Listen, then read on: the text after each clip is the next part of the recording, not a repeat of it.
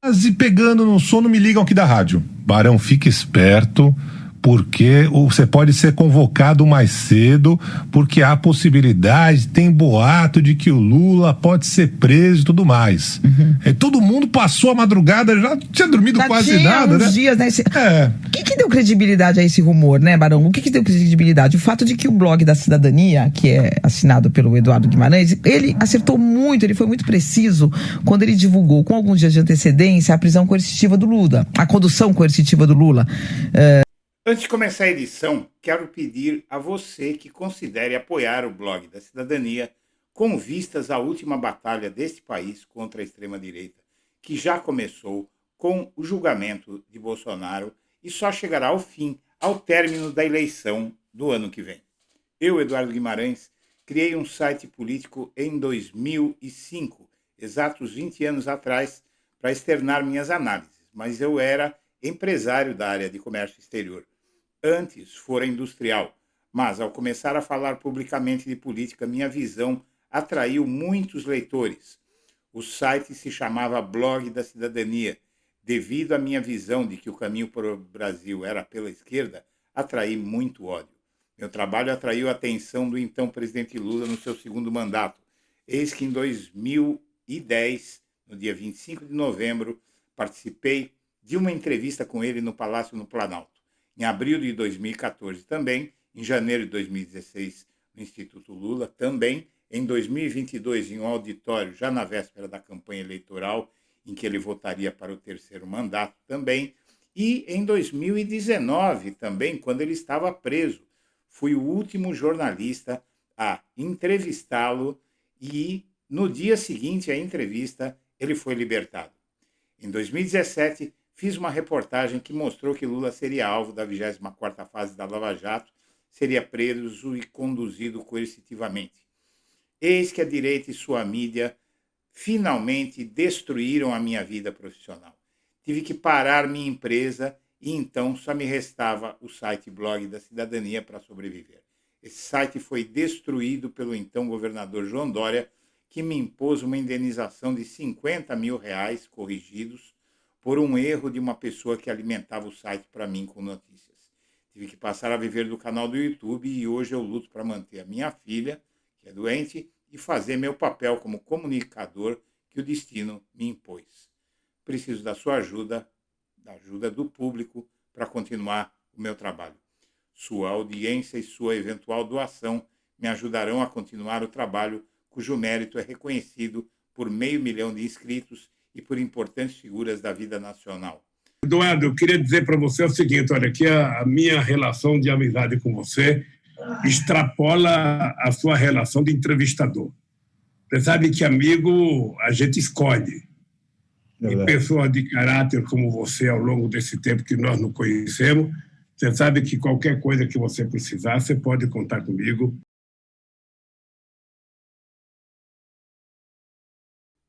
Fatos atordoantes que se seguiram ao resultado das eleições foram descobertos durante a proficiente investigação da Polícia Federal.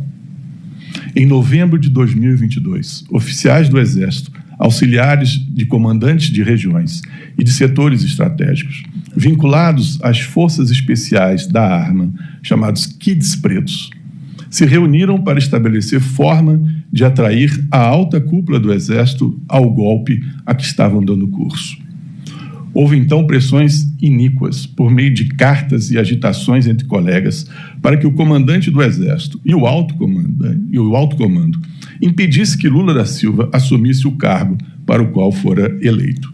De novo, o objetivo era manter o presidente Bolsonaro no poder. Necessidade de responsabilizar quem atenta contra a democracia.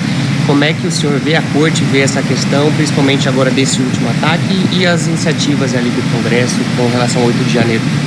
Então, como eu tenho dito, a discussão sobre a anistia é uma discussão própria do Congresso, pela Constituição. Agora, geralmente você não anistia antes sequer de ter julgado.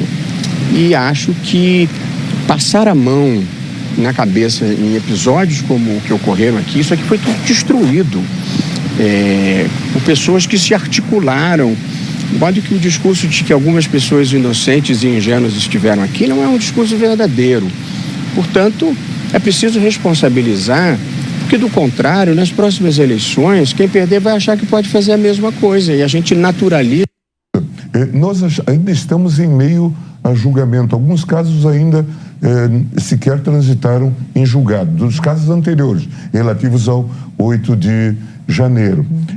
E aí, agora que os mentores estão sendo, foram descobertos, estão sendo investigados, a denúncia primeira foi recebida, surge essa ideia da anistia, falando sempre dessas pessoas, não é?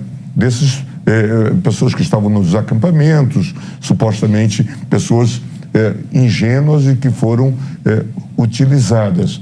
E não faz sentido algum discutir. Então, dada essa gravidade, o esforço que foi feito para desvendar e proteger a nossa sociedade, e aqui é a minha opinião pessoal, eu não acho razoável que se fale em anistia para quem comete esse crime dessa magnitude, dessa extensão. Você já notou que o pessoal... Na responsabilização total de todos aqueles que atentaram contra a democracia, porque a impunidade daqueles que atentaram contra a democracia gera eventos como ontem. Boa tarde, senhoras e senhores. Hoje é 12 de abril de 2025. São 19 horas. Minha amiga, meu amigo, neste sábado, representantes do sistema de justiça demonstraram união e decidiram pôr fim a qualquer possibilidade de anistia aos golpistas.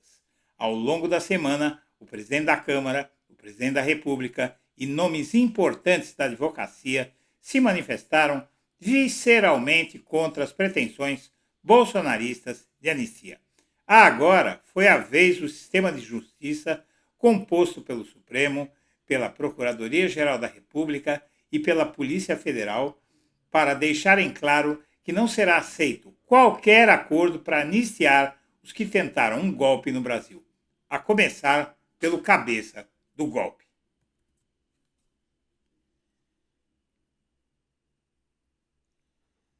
Ao longo da semana, você viu várias manifestações já indicando que essa discussão de anistia na Câmara dos Deputados não passa de um exercício de molecagem, porque não vai para lugar nenhum. Eles podem aprovar, podem ocupar o tempo do Congresso, em vez de se preocupar com o que serve e o que interessa à população, se preocuparem com essa molecagem de querer anistiar quem ainda nem foi condenado, ou quem foi condenado por tentar dar um golpe no país. Essa molecagem não vai para lugar nenhum, e o próprio Hugo Mota, presidente da Câmara, que parece ser alguém bastante inteligente, pulou fora de tudo isso, sobretudo após ter sido agredido por Silas Malafaia, a mando de Jair Bolsonaro. O grupo jurídico alinhado a Lula criticou neste sábado a discussão do governo, inclusive do governo, sobre a anistia, apesar que o Lula já deixou claro que não vai ter discussão alguma. Mas o grupo jurídico Prerrogativas, normalmente alinhado ao governo Lula, afirma que abrirá uma rara divergência com a gestão federal caso haja uma defesa de redução de penas para envolvidos nos ataques de 8 de janeiro de 2023. O grupo não vai aceitar nenhum tipo de pactuação do parlamento e do governo com aqueles que defendem redução de penas ou anistia. Não há espaço para isso. Não podemos permitir que vulgarizem os episódios de 8 de janeiro e tentem transformar os atos violentos contra instituições em uma espécie de passeio no parque, diz o coordenador, o advogado Marco Aurélio Carvalho, fundador, um dos fundadores, ao lado de Pedro Serrano, do grupo Prerrogativas. Eu que presenciei o Marco Aurélio Carvalho e o Pedro Serrano discutirem os embriões desse importante movimento do direito. E o Lula, inclusive, já deixou claro que vai usar um argumento muito forte para acabar com essa pressão que ele está sofrendo para anistiar. A nova arma do governo Lula contra a anistia bolsonarista já foi usada para tirar qualquer ilusão dos bolsonaristas e para dizer para o presidente da Câmara, sai dessa, meu filho.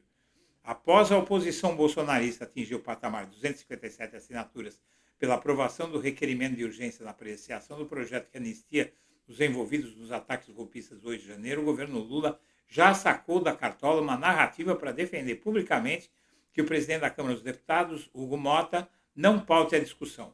O argumento que já vem sendo explorado nos bastidores é de que a Câmara tem 1.136 projetos com urgência aprovada e prontos para ser pautados por Mota, que em tese estão na frente da fila para serem votados. Há outros 401 aguardando encaminhamento para a votação. Assim, não faria sentido a anistia furar a fila. Então, pronto, melhor que isso, só 2 disso, né? Enquanto isso, o Gilmar Mendes veio a público, defendeu o Alexandre de Moraes no inquérito do golpe, diz que ele não é suspeito de coisa alguma, não se pode comparar o Moraes a Moro. Para o decano da corte, Alexandre de Moraes não está impedido de julgar golpistas, e não está mesmo, né? O ministro do Supremo rejeitou neste sábado comparações entre o Alexandre de Moraes e o Moro. Ele refutou a alegação frequentemente levantada por bolsonaristas e aproveitou para dar umas pauladas no Moro. Ele classificou a Lava Jato, o Gilmar, neste sábado, como organização criminosa e defendeu Moraes no inquérito do golpe. Falou que o Moraes não tem nada a ver com o Sérgio Moro. E o grupo jurídico alinhado ao Lula, como você viu, criticou essa história de anistia, e o Paulo Gonet defendeu o julgamento do Bolsonaro no STF. O Procurador-Geral da República, também neste sábado, em evento nos Estados Unidos, disse que o Tribunal Federal é a instância certa para julgar o ex-presidente Bolsonaro pelos crimes cometidos por ele à frente do Executivo, e diz que quando se trata de alguma coisa de grande magnitude, não importa que o mandato tenha terminado ou não, é preciso que o presidente responda por aquilo que ele fez durante seu mandato, e faça isso perante a mais alta corte do país. Ao lado do diretor-geral da Polícia Federal, André Rodrigues, Gonet participou de um painel da 11ª edição do Brasil Conference, realizada em Harvard, pela comunidade de estudantes brasileiros da instituição nos Estados Unidos. Além de defender o julgamento de Bolsonaro no STF, Gonet disse que existe uma ponderação entre as necessidades de um presidente apresentar as suas razões com a credibilidade e a necessidade da justiça em responsabilizar erros integrantes do Executivo. O que existe aí é uma ponderação entre as necessidades de um chefe de governo e de um chefe de Estado forte, capaz de discutir e apresentar as suas razões com credibilidade, e a necessidade de que todos sejam efetivamente responsabilizados por aquilo que tiverem feito de errado, disse o PGR.